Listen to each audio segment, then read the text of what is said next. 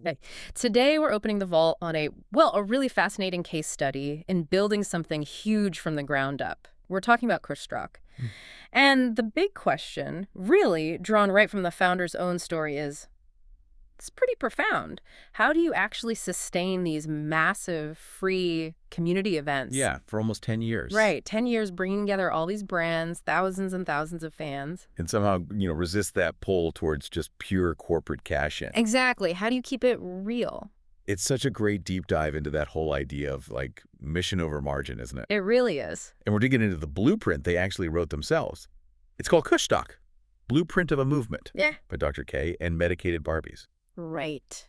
And this isn't just looking back fondly, It's framed as a guide focused on how they managed time again to turn setbacks Six souls, yeah. into stages, logistical nightmares, institutional no's, Mm-hmm. all became platforms.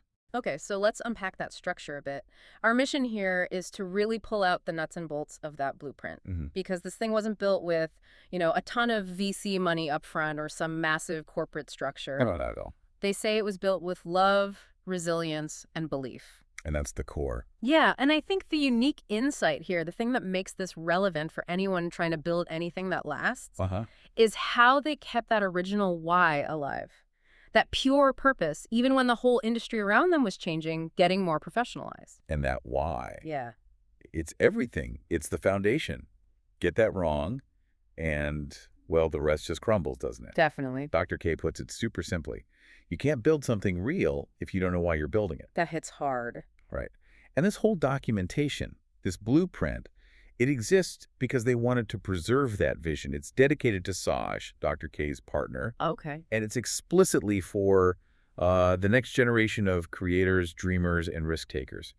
They felt they had to write it down. To show how you protect your vision when everything around you is shifting. Exactly. Keep the heart of the culture alive. And that culture, initially, it was all over the place, wasn't it? Fragmented. Totally. The sources paint this picture of a scene that was, like, vibrant but disconnected. Yeah. Hydro shops here, artists over there, studios. Growers were in their own world, musicians in theirs. Yeah. And the fans, the actual consumers. They were just chasing rumors, right? Trying to find where the next real gathering might pop up. Yeah, community without a center. It was missing that hub. So then comes the moment. The spark. Oh, yeah, this is a great scene. It's late night, dim L.A. warehouse. They're literally sitting on overturned buckets, surrounded by cables, speaker cases.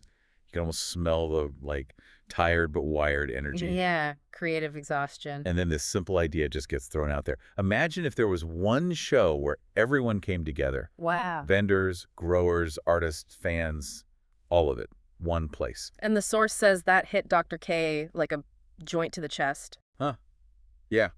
Couldn't sleep after that. Spent the whole night just mapping out the vision. Not the how, but the what and why. Right. And by sunrise, the whole philosophy was basically set. Forget the budget, forget the plan for a second. The core principle was locked. And it was radical. Crystal clear. Free for the people, by the people. That was the purpose. Before anything else, before the first call was even made. Which, leads straight into the sheer risk involved.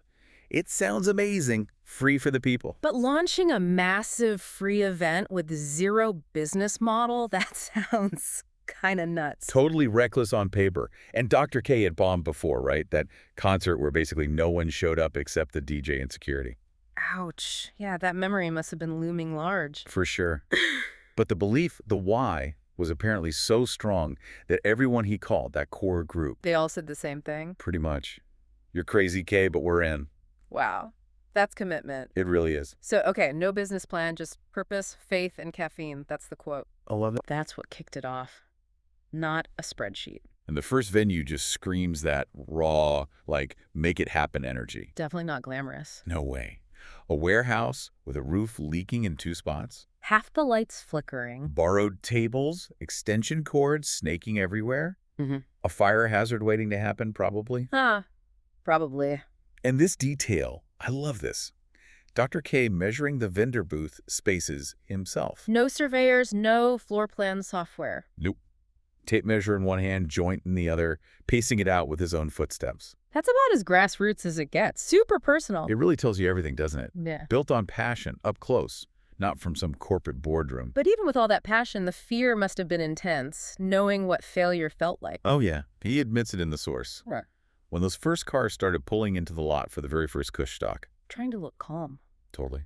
Trying to look cool while his stomach was doing flips. We've all been there, maybe not on that scale, but yeah. For sure. But then, validation. The cars didn't stop. Lines started forming. Yeah. 3,000 people showed up that night. 3,000. To a leaky warehouse. Unbelievable, right? They filled the warehouse, spilled into the lot, and turned the air electric. That gives me chills just hearing it. And the synthesis, the takeaway they draw from that, it's perfect. Yeah.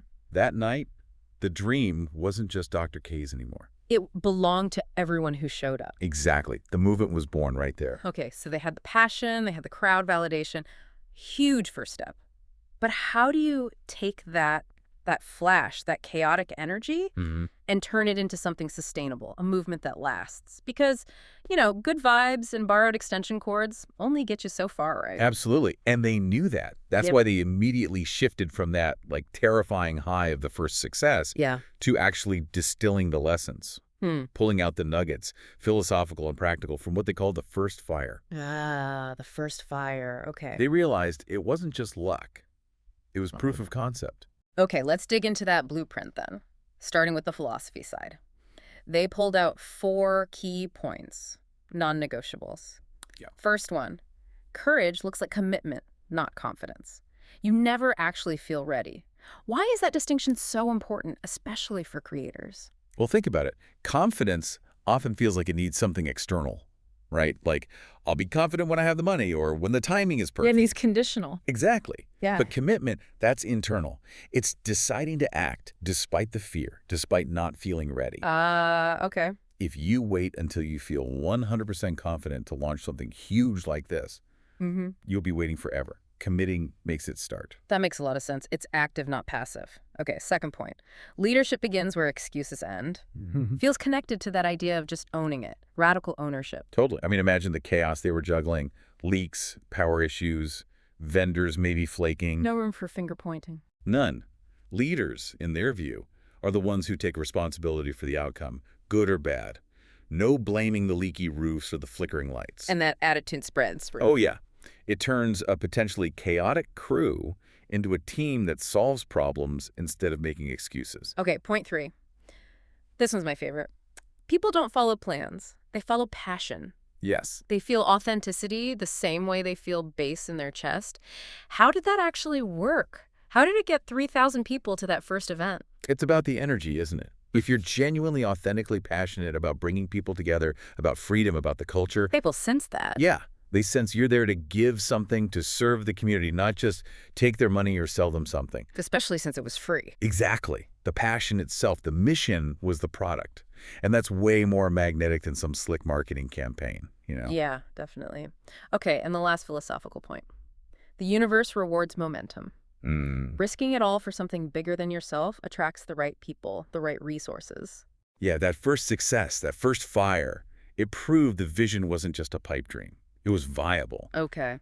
And that momentum, it's like a magnet. It pulls in other believers. And those believers might be volunteers or someone with pro sound gear or someone offering a better venue next time. So that first scary event was crucial. It built the momentum. It built the proof that justified everything else. Okay, so you have this powerful why, this philosophy. But then what's really interesting is how quickly they pivot back to the super gritty detail. Oh, the reality check. They knew that philosophy, that movement, needed a solid how to actually survive contact with the real world, right? With institutions. Absolutely. You got to protect the dream. Yeah. And their mini guides, they dive into these really unglamorous but critical essentials. Like what? Permits and insurance. The sexy stuff. Exactly. The stuff nobody wants to deal with, but it's what keeps the lights on, literally and figuratively. The lesson they learned, stated really bluntly, is never assume a handshake equals permission. Oof. Hard lesson. Probably learned the hard way. Probably. But why the emphasis on treating city staff with respect? You'd almost think an event challenging norms might have an antagonistic relationship with bureaucracy. Well, they were smart about it. They realized being hostile just makes things harder.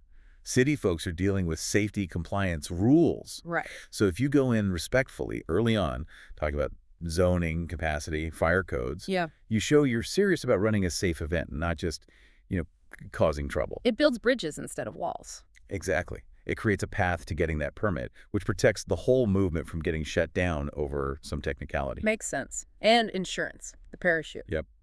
Their point is stark.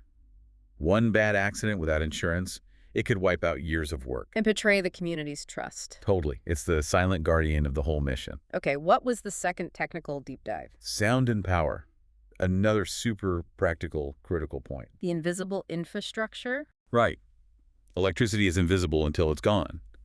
And at a huge event, if you overload a circuit... It's not just an inconvenience. No. It ruins the vibe. It feels unprofessional. It breaks that trust the community put in you to deliver. So logistics, not luck. That's the mantra. Pretty much. Hire pros who know electrical load distribution. Label every single cord. Bring backup generators. Don't skimp. They call sound techs the heartbeat test of the show. Yeah, because that feeling of a flawless show where everything sounds great and feels effortless. That's not magic. Not at all. It's meticulous planning. It's expensive logistics behind the scenes. That's what creates the freedom. If the sound cuts out, the magic's gone.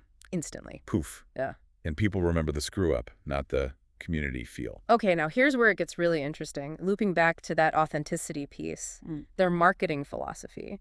Before everyone was obsessed with algorithms and engagement metrics, they were all about word of mouth. Yeah, and they insist it's still the most powerful tool. Which feels right, doesn't it? It does. And their early methods were pure old-school hustle. Like what? Graffiti posters. Graffiti posters, spots on underground radio, handing out flyers physically at midnight. Wow. High touch. Super high touch. They weren't trying to manufacture hype or go viral. They were building actual relationships. Talking to people directly. Yeah. About unity, creativity, freedom. Exactly. The strategy was simple. Build relationships, not hype. And their core philosophy there, community is the original algorithm. Love that line. Me too. By giving people something valuable to share that feeling of unity, that free experience, the network just lit up. They focused on the value exchange, not just chasing eyeballs or clicks. The community spread the word for them. And that focus on relationships, on community, extended inward too, right? To the team. Oh, absolutely. You need the right team to turn all that passion and potential chaos into actual rhythm. Accountability was key. So clear roles. Production vendors, security. Clear roles, yeah, but also empowering people within those roles, letting them make decisions, letting them own the outcome. Trusting your people. And finding that balance. They talk about treating the crew like family. But running the show like a business. Exactly. Yeah. Because if the team truly shares the vision, they're not just staff. They become the brand. They protect what they helped build. So, wrapping it all up, we come back to Dr. K's checklist. Kind of a summary of this blueprint of belief for you, the listener. Yeah. Picture the people you're actually serving. Surround yourself with believers, not doubters. And remember, the event itself isn't the ultimate goal. What is then? The goal is the movement that the event sparks, the community it builds. Yeah. And if you connect that to the bigger picture, Kushstock survival, its growth, it's just solid proof, isn't it? Proof of what? That unity and creativity can thrive, even when the mainstream worlds or the regulations are kind of saying no. Right. The real blueprint isn't just the logistics, it's that resilience. Sticking to that original why free, for the people, by the people, and using the how, the planning, to protect that beautiful, messy mission. Meticulous logistics serving chaotic beauty. I like that. And that commitment, that resilience. Yeah. It sets up their next big challenge, which the source material hints at. Going from the leaky warehouse to, what was it, the National Orange Show? Exactly. A massive leap in scale, complexity, everything. Huge. And it leaves us with a really provocative question for you, the listener, doesn't it? Or just...